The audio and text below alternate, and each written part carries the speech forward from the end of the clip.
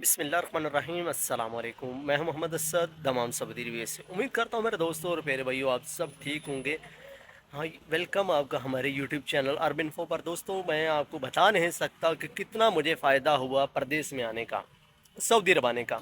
मैं बता नहीं सकता कि इतना मुझे फ़ायदा हुआ। क्यों? कि जितने मैं पाकिस्तान में कमा नहीं सकता था इतने मैं यहाँ पर कमा रहा हूँ। यानी पाकिस्तान में मैं 1500 रुपया एक दिन में कमाता था, और यहाँ पर डबल ट्रबल चिरबल पैसे कमा रहा हूँ। डबल ट्रबल चिरबल, जी हाँ बिल्कुल, मैं इतने पैसे यहाँ पर कमा रहा हूँ। मैं एक दिन में यहाँ पर 10,000 रुपये से ज़्यादा पैसे कमा सकता हूँ। पाकिस्तानी पैसों की बात कर रहा हूँ कि इतने पैसे हम एक दिन में यहाँ पर कमा सकते हैं। कमा कौन सकता है, और आना किस बंदे को चाहिए अपनी कंट्री से यहाँ पर। एक तो मैं अपनी कंट्री की मिसाल के तौर पर इतने पैसे नहीं कमा सकता था। एक तो मेरे पास हुनर था जो वो वहाँ पर मैं कमा रहा था, लेकिन यहाँ पर जो आना था मैं, उसके लिए मेरे पास इतना अच्छा हुनर नहीं था, इतना काम नहीं जानता था। लेकिन यहाँ पर आने के बाद अल्हम्दुलिल्लाह मैं कुछ थोड़ा समझा, दिमाग लड़ाया।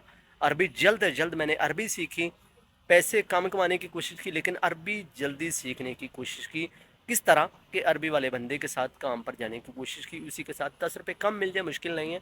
मैंने यही सोचा था कि मैं उस बंदे के साथ काम पर जाऊंगा जो जिससे मैं अरबी जल्दी सीख सकूं।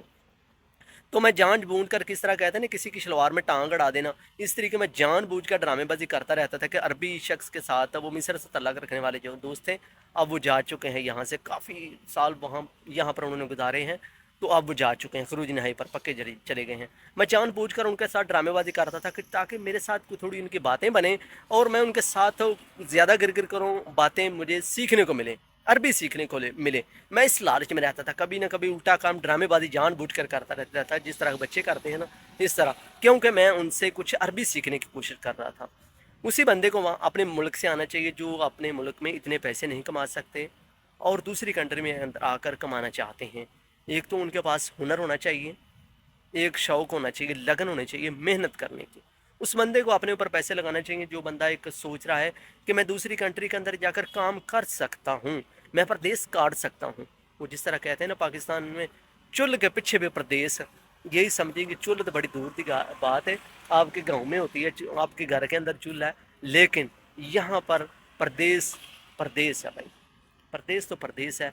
ये वो प्रदेश है जिसमें अपने भी अपने साथ नहीं देते, नहीं साथ देते। अगर बीमार हैं तो खुद अपने आप का ख्याल रखना होता है। कोई सच में यहाँ पर अपना नहीं बनता, यहाँ सिर्फ रियाल रियाल है, रियाल है। तो मुझे इसलिए काफ़ी फ़ायदा हुआ यहाँ पर आने का, सऊदी अरब में। तो क्योंकि मैं इतने पैसे नहीं कमा रहा था पाकिस्तान के अंदर जितने मैं यहाँ पर आकर कमा रहा हूँ।